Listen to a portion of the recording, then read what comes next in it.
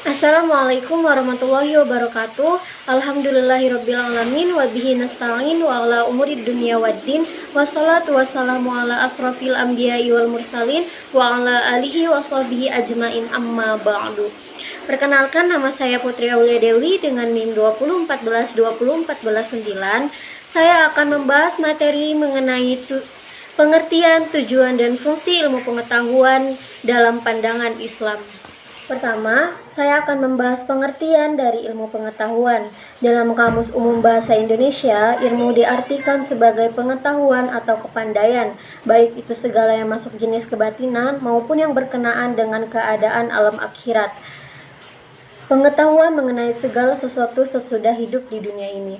Sementara itu, Syekh Muhammad bin Salih bin Utsman mengartikan ilmu secara bahasa adalah menghilangkan kebodohan dan juga berarti temuan tentang sesuatu secara pasti dan tidak meragukan. Adapun menurut istilah sebagian ahli, ilmu adalah mengetahui sesuatu sebagai lawan dari bodoh.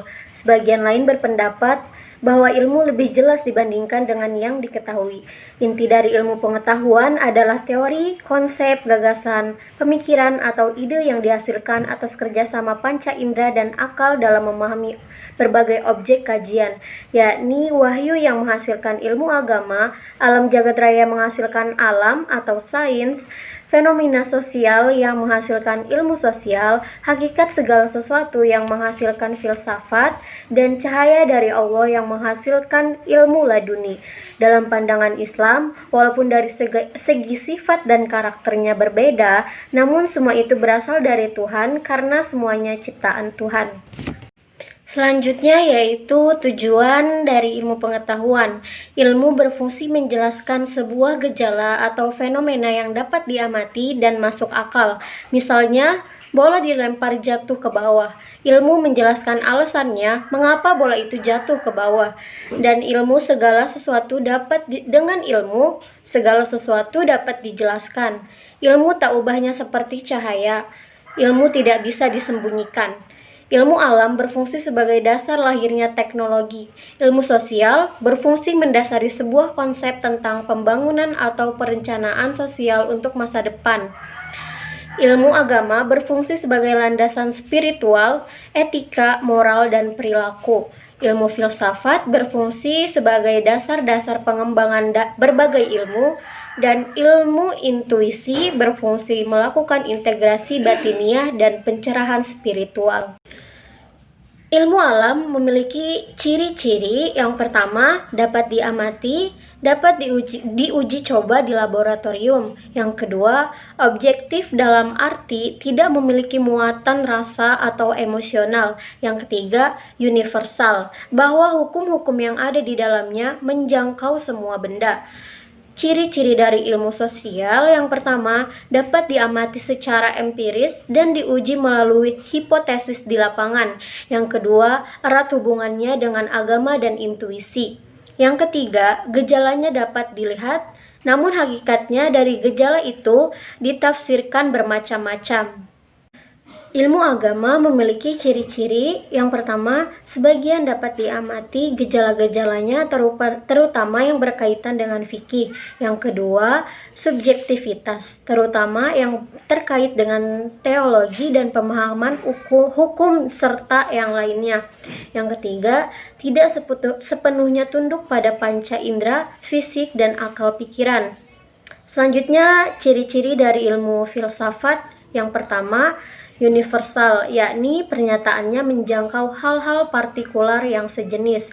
Yang kedua, radikal, bahwa yang dipikirkan hingga sampai ke akar-akarnya hingga tidak ada yang terpikirkan lagi. Yang ketiga, spekulatif, yakni menerawang atau menjelajah dengan menggunakan akal sampai batas yang dapat dipikirkan.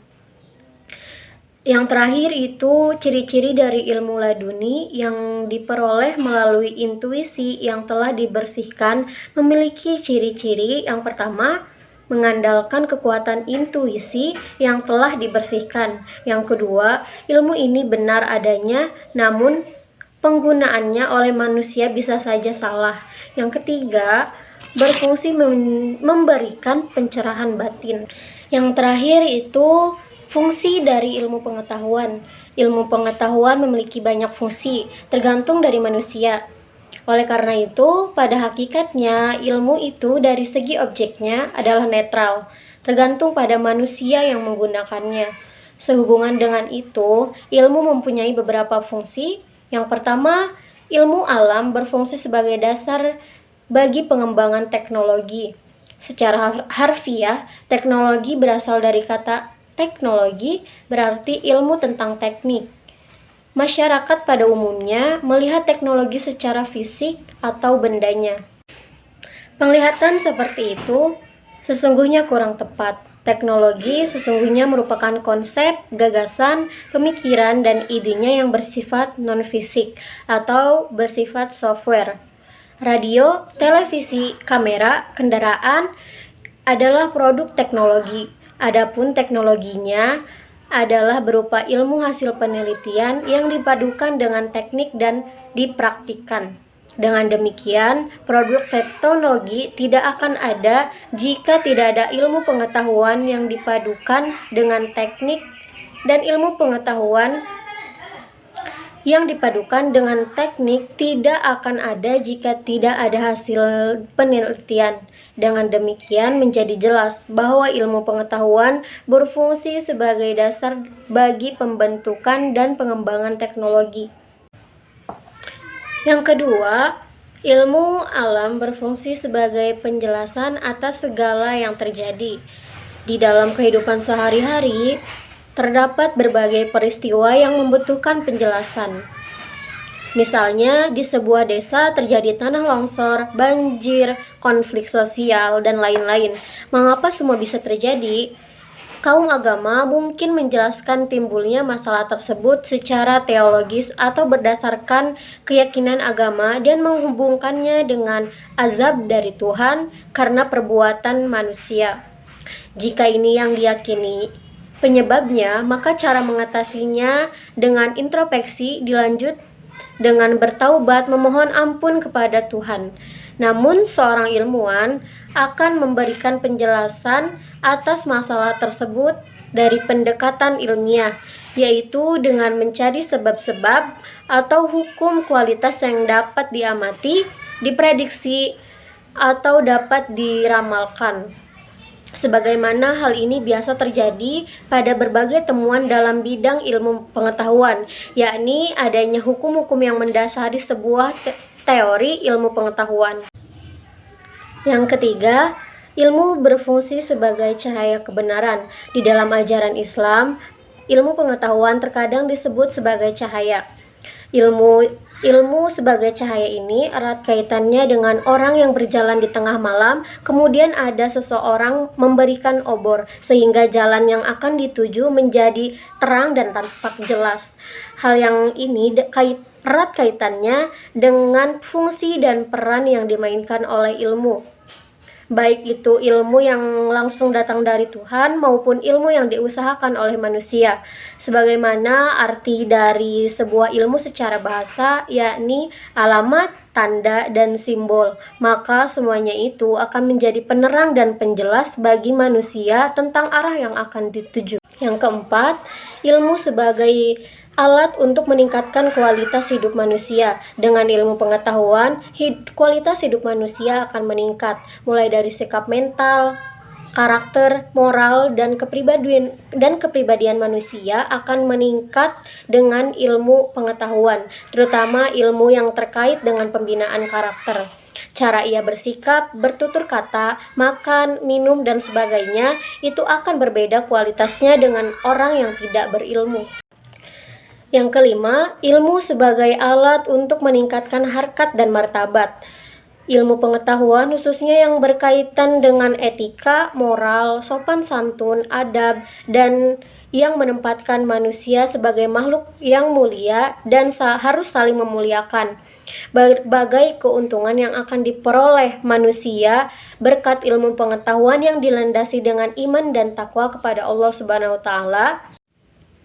Sebagaimana firman Allah dalam surat Al-Mujadalah ayat 11 yang artinya Allah akan mengangkat derajat orang yang beriman dan ilmu pengetahuan beberapa derajat.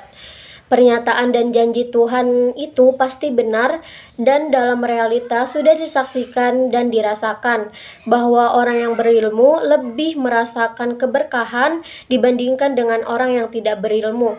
Orang yang berilmu tampak lebih berbudaya, adil beradab dibandingkan dengan orang yang tidak berilmu.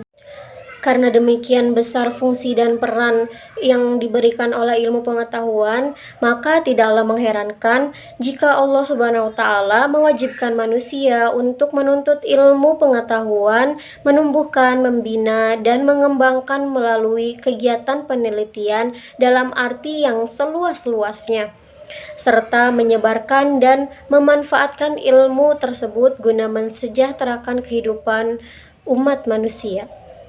Sekian dari penjelasan mengenai materi pengertian, tujuan, dan fungsi ilmu pengetahuan dalam ajaran Islam. Kurang lebihnya saya mohon maaf. Wassalamualaikum warahmatullahi wabarakatuh.